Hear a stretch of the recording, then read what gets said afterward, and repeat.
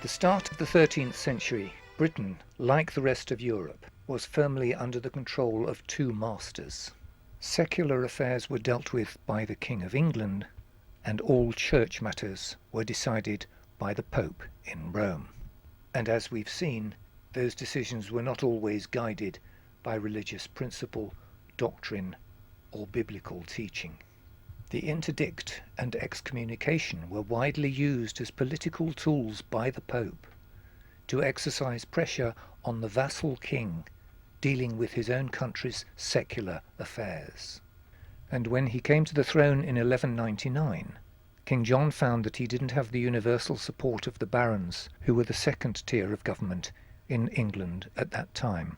There were bitter divisions between those who supported the King of England and those who had appealed to the Pope, to the extent that the Pope put the whole of England under an interdict. In other words, the sacraments of the Christian Church were no longer available to any Englishman, however high or low born his status. John himself was excommunicated, and it took the statesmanship of the then Archbishop of Canterbury, Stephen Langton, to release his king from excommunication and to return the population of England to the fold once again of Roman Catholic Christianity.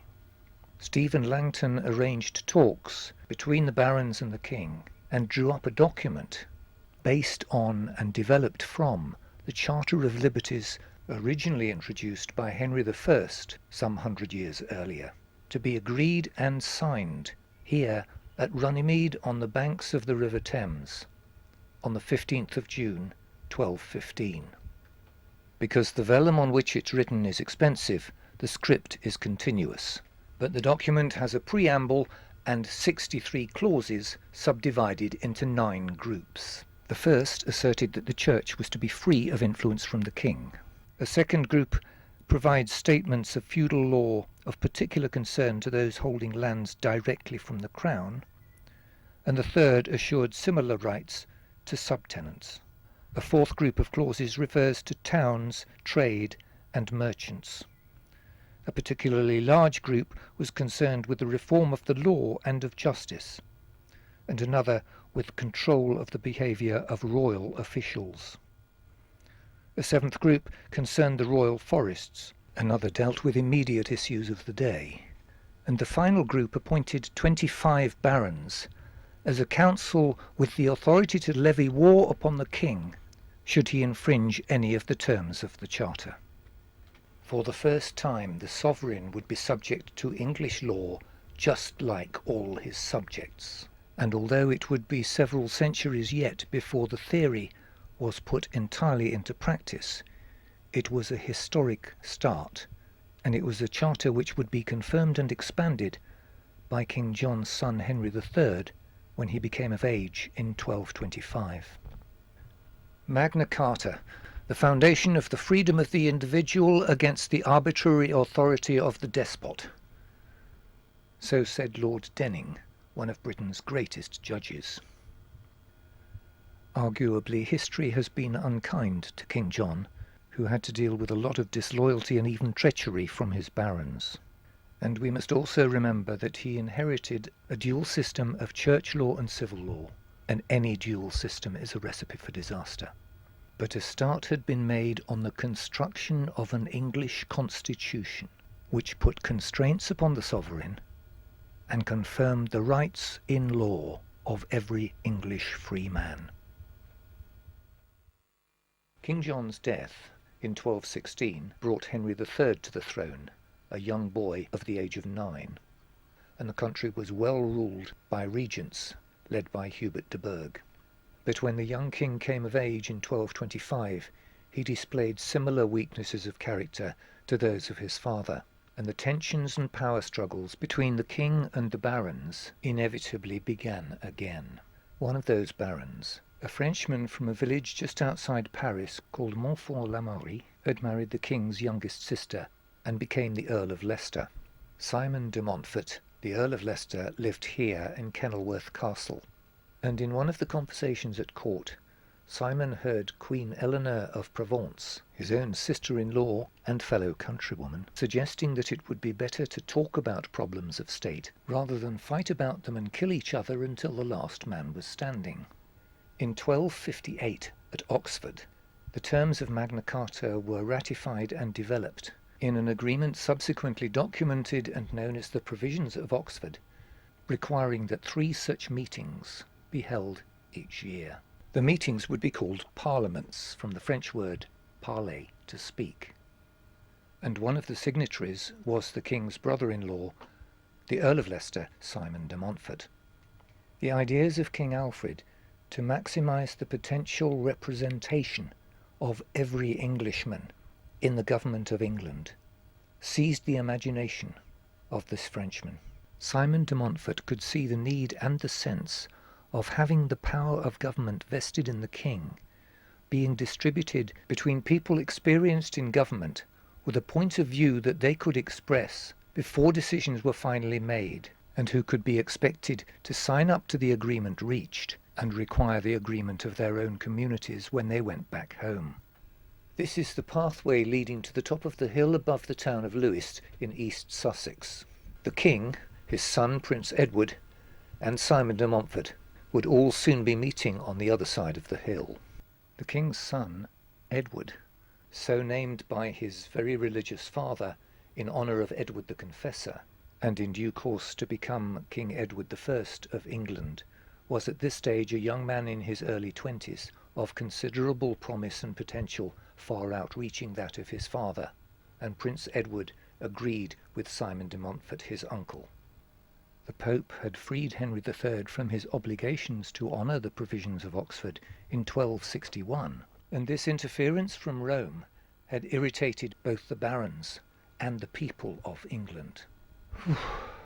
The idea of representation and a parliament had become a cause célèbre throughout the country.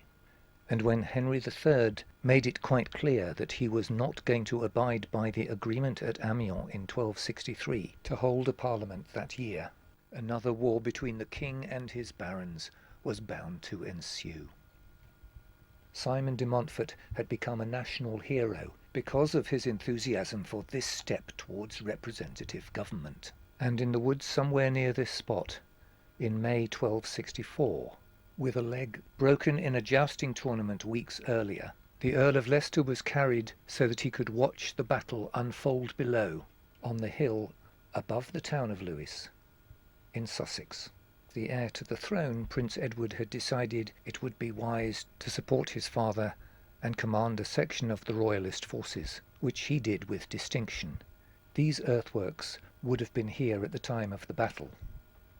And this is where Prince Edward commanded Henry III's army, at the bottom of the hill. Simon de Montfort's forces had already taken position at the top of the hill.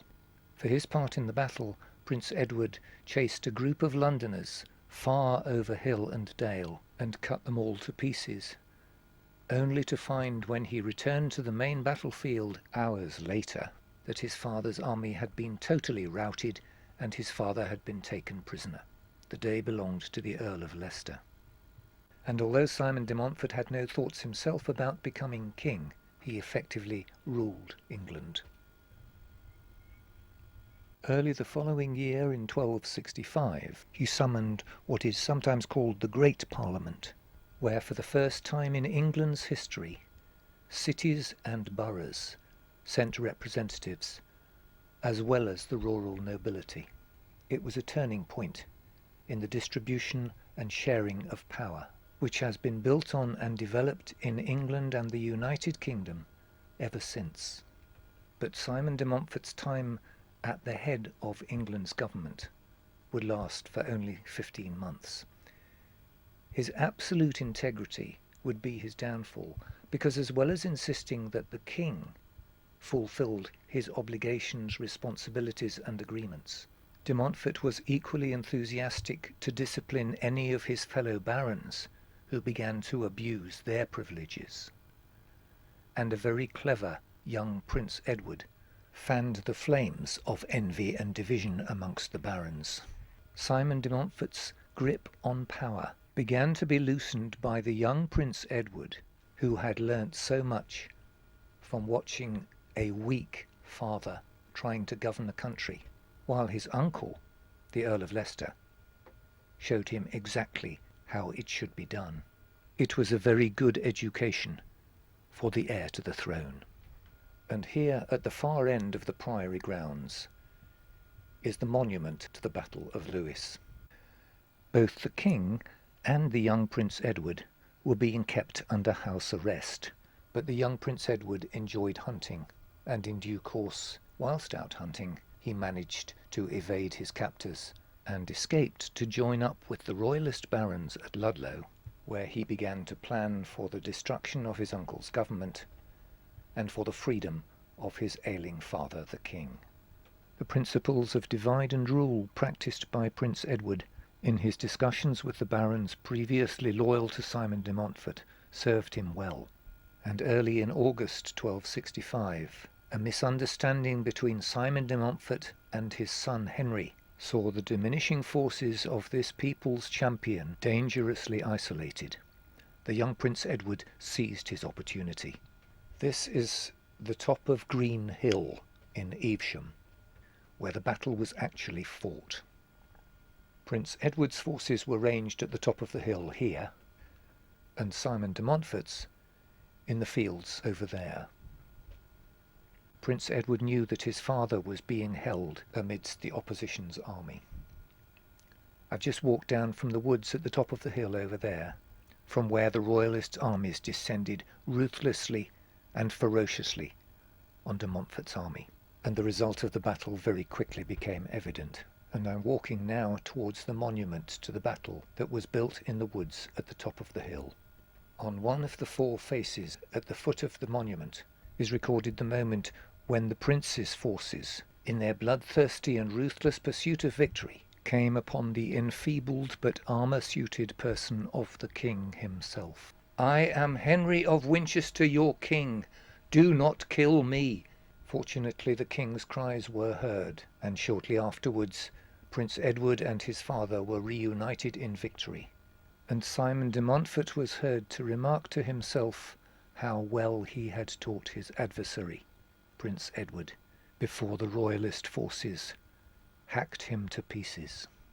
10,000 Englishmen lost their lives at the Battle of Evesham. But the idea of a parliament to prevent more bloodshed had been sown in the minds of Britain's rulers, and Edward I would make it a part of England's government when he became king 7 years later, in 1272. As well as one face on the monument celebrating the king's victory, another face celebrates the principle for which Simon de Montfort gave his life. What Simon de Montfort had done was welcomed and lauded with good reason by the British people, and the man Simon de Montfort was mourned as a hero for the contribution he had made to the future style of government of these islands.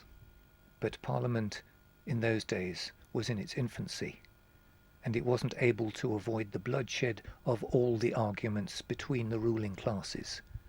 And for more than 200 years Britain's barons would continue to fight and kill each other to decide who would become the king, until everyone realized that Parliament was a better way.